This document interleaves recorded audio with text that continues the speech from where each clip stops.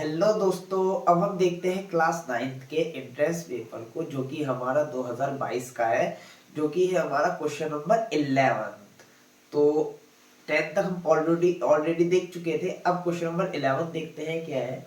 देखिए, the number of rectangular faces of a triangular prism is. क्या बोल रहा है कि जो नंबर है of rectangular faces of a triangular prism is क्या होगा। Option A 1, option B 4, option C 2, option D 3। तो मैंने आपके लिए लिखा हुआ है, जिसकी वजह से आपको बहुत ही आसानी होगी ये चीज समझने के लिए, कि जो ट्राइएंगुलर प्रिज्म होता है उसमें 5 फेसेस होते हैं। कितने होते हैं? 5 फेसेस होते हैं। 3 रेक्टेंगुलर फेसेस होते हैं और 2 ट्राइएंगुलर फेसेस होते हैं। ठीक है। उसके बाद कह रहा है कि 9 वर्टिसेस एंड 6 एजेस। 9 वर्टिसेस होते हैं और 6 एजेस होते हैं। तो हमें इसका यहीं पर इसका आंसर मिल गया। तो कितने रेक्टेंगुलर फेसेस होते हैं? 3 रेक्टेंगुलर फेसेस। कितने होते हैं? 3 रेक्टेंगुलर फेसेस। तो ऑप्शन नंबर डी इसका करेक्ट हो जाएगा। ठीक है, ये मैंने पहले लिख दिया, जिसकी वजह से आपको इजी पड़ जाए। ठीक है, कि कहने क्या चाह रहा है। अब देखिए नेक्स्ट क्वेश्चन देखते हैं। देखिए क्या है। 2 dice are placed side by side with 2 plus 4. What is the total on the face opposite to the given number? तो बोलने के क्या मतलब हुआ कि दो डाइस रखे हुए हैं साइड बाय साइड 2 plus 4 से। ठीक है, what is the total on the face opposite to the given number के अपोजिट में क्या नंबर होगा। ठीक है, तो option A is 8, option B is 7, option C is 11, option D is 6। तो कैसे निकालेंगे? देखिए देखिए कैसे निकालेंगे इसका answer. Face opposite to 2, 7 minus 2 is what? 5। ठीक है, जो फेस होगा अपोजिट 2 के, 7 माइनस 2 5 हो गया। उसके बाद फेस अपोजिट टू, हमसे क्या बोल रहा है? 4। तो 7 माइनस 4 कितना हो जाएगा? ये 3। तो हमसे क्या बोल रहा है कि उसका सम कितना होगा। ठीक है, इसका सम कितना होगा। तो required sum is what? Required sum इसका क्या हो जाएगा? देखिए 5 प्लस 3 ऐड कर दिए, बस इसका आंसर हो जाएगा 8। तो 8 कहीं पर दिखाई दे रहा है? हाँ बिल्कुल दिखाई दे रहा है। Option number A is correct answer. तो समझ में आया? जो हमारा देखिए फेस अपोजिट होता है 2 के, वो 7 माइनस 2 5 हो जाता है। उसके बाद फेस अपोजिट टू 4 कितना होता है? 7 माइनस 4 3। तो रिक्वायर्ड सम कितना हो जाएगा? इसका 8 हो जाएगा।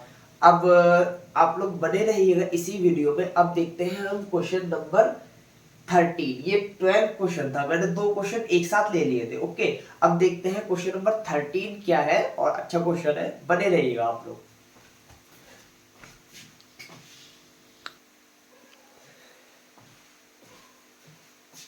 अब देखते हैं हम क्वेश्चन नंबर 13 क्या है।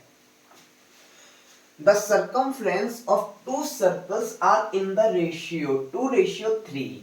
The ratio of their areas is, यानी कि जो सर्कमफ्रेंस है 2 सर्कल्स का हमें दे रखा है रेशियो में 2:3। ठीक है, the ratio of their areas is, क्या होगा उनके रेशियो, मतलब उनके एरियाज का रेशियो कितना होगा। Option number A 2:3, option number B 4:9, option number C 9:4, या option number D none of these. देखिए, इन क्वेश्चन को डील करने के लिए आपको ये चीज पता होनी चाहिए कि सर्कमफ्रेंस ऑफ सर्कल और एरिया ऑफ सर्कल क्या होता है। ठीक है, तो निकालते हैं इसका आंसर। देखिए, सर्कमफ्रेंस ऑफ सर्कल क्या होता है मैं आपको बता देता हूँ। सर्कमफ्रेंस ऑफ सर्कल जो होता है हमारा 2πr होता है, और एरिया ऑफ सर्कल क्या होता है? πr²। ठीक है, तो इस तरीके से हम इस क्वेश्चन को डील करेंगे। अब देखिए आंसर निकालते हैं इसका। Given that circumference of circle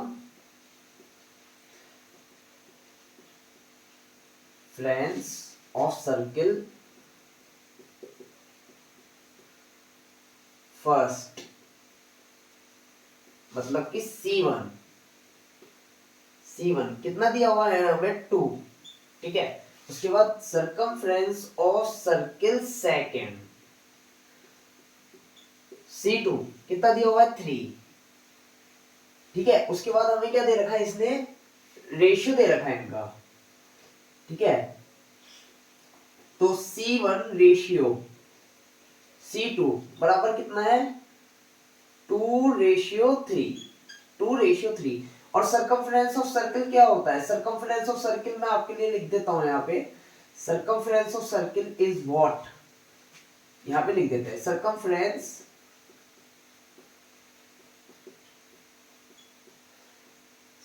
circumference of circle क्या होता है हमारा 2πr, क्या होता है 2πr, तो यहाँ पे लिख देते हैं 2πr1 रेशियो 2πr2 रेशियो कितना होता है इसका 2:3, यहां से हमें क्या मिल जाएगा R1 रेशियो R2 कितना हो गया हमारे पास 2:3, क्योंकि 2π से 2π कैंसिल हो गए इसीलिए। अब R1 square ratio R2 square कितना हो जाएगा 2 2 4 रेशियो 3 3 9। अब एरिया ऑफ सर्कल क्या होता है, एरिया ऑफ सर्कल बराबर पाई आर स्क्वायर, क्या होता है पाई आर स्क्वायर। तो यहाँ पे देखिए एरिया जो होगा इसका कितना हो जाएगा pi R1 square ratio pi R2 square कितना हो जाएगा ये 4:9। This is our required answer, तो ये ऑप्शन में है, देखते हैं 4:9, this is our correct option number B. तो ये बहुत ही अच्छा क्वेश्चन था, बस आपको ये चीज पता रहनी चाहिए कि सरकमफ्रेंस क्या होता है और एरिया क्या होता है, उसके बाद तो कुछ नहीं है, क्वेश्चन आपके लिए बहुत इजी हो जाएगा। अब देखते हैं क्वेश्चन नंबर 14 इसी वीडियो में।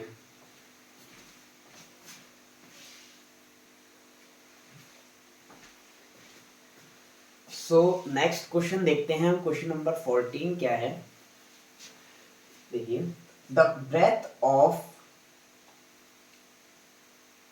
देखिए क्या है, the breath of a room is twice its height and is half of its length, the volume of the room is 512 dm³, its dimensions are. मतलब क्या बोल रहा है, देखिए क्वेश्चन में ही इसका आंसर छुपा हुआ है। The breath of a room is twice its height, यानी कि 2 गुना है उसकी हाइट से, ठीक है। ब्रेथ जो है ऑफ ए रूम का कितना है ट्वाइस ऑफ इट्स हाइट, 2 गुना है हाइट, यानी कि हाइट ज्यादा है ब्रेथ से, ठीक है। उसके बाद कह रहा है and is half of its length, the volume भी दे रखा है हमें इसने इतना, तो उसकी डायमेंशंस क्या होंगी। ऑप्शन ए 16 dm, 8 dm या 4 dm, option B 12 dm, 8 dm या 2 dm, option C 8 dm, 4 dm, 2 dm या ऑप्शन डी 10 dm, 15 dm और 20 dm। तो क्या होगा हमारा इसका आंसर, देखिए हम वही निकालते हैं, इसका आंसर क्या होगा। गिवन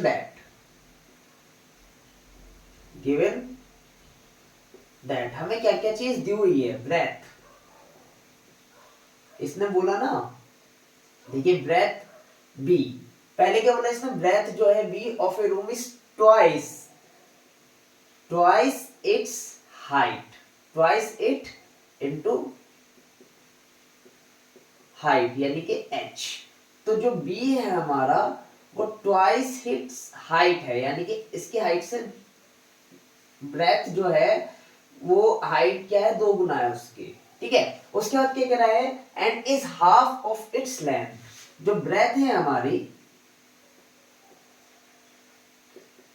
यानी कि b हाफ है लेंथ की, इनटू में लेंथ l, तो जो b है हमारा वो क्या हो गया हमारा l/2, ठीक है। तो देखिए हम यहाँ पे l निकाल लेंगे, पुट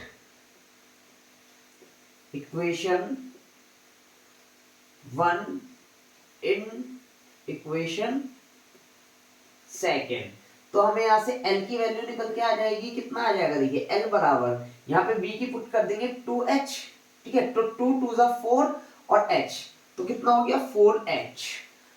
उसके बाद हमें क्या दे रखा है, इसने वॉल्यूम दे रखा है, वॉल्यूम, वॉल्यूम कितना दे रखा है 512 dm क्यूब। अब हमें एक चीज पता है कि जो वॉल्यूम होता है हमारे रूम किस शेप का होता है, क्यूबॉइड की शेप का होता है, और वॉल्यूम ऑफ क्यूबॉइड क्या होता है, length into breadth into height. तो देखिए वॉल्यूम ऑफ क्यूबॉइड यहां लिख देते हैं, वॉल्यूम ऑफ क्यूबॉइड क्या होता है, volume of cuboid length into breadth into height. तो वॉल्यूम ऑफ क्यूबॉइड कितना दे रखा है हमें 512 dm क्यूब बराबर लेंथ हमें कितनी है, देखो हमने लेंथ कितनी निकाली है 4h इनटू ब्रेथ कितनी निकाली 2h इनटू हाइट h, हमें h तो मालूम करनी है कि कितनी है। तो देखिए 512 बराबर 4 दूनी 8 h cube, 8 into H cube, तो यहां से एच क्यूब निकाल लेंगे हम लोग, कितना हो जाएगा 64, एच बराबर कितना आ जाएगा हमारा 4, एच कितना आ गया 4। अभी वाली वैल्यूज को उठा करके हम रख देते हैं बी में, एल में और एच में, तो एल हमारा कितना हो जाएगा देखिए 4 इंटू 4 कितना हो गया 16 dm, लेंथ आ गई हमारी इतनी। अब ब्रेथ निकाल लेंगे 2 इंटू 4 कितना हो गया 8 dm, और h कितना हो जाएगा हमारा 4 हमने निकाल ली है 4 dm। This is our required answer. तो आंसर क्या हो गया इसका, ऑप्शन नंबर जो है हमारा 16 8 और 4, 16 8 और 4, यानी कि अगर हम इसको वैसे लिखना चाहें तो कैसे लिख सकते हैं, देखिए 16 dm, 8 dm, 4 dm, this is our required answer, जो कि होगा ऑप्शन नंबर ए। ऑप्शन नंबर ए इसका करेक्ट आंसर हो जाएगा। अब देखते हैं इस सेशन का लास्ट क्वेश्चन, जो कि इसी सेशन में होगा, क्वेश्चन नंबर 15। अब देखते हैं वो कैसा क्वेश्चन है।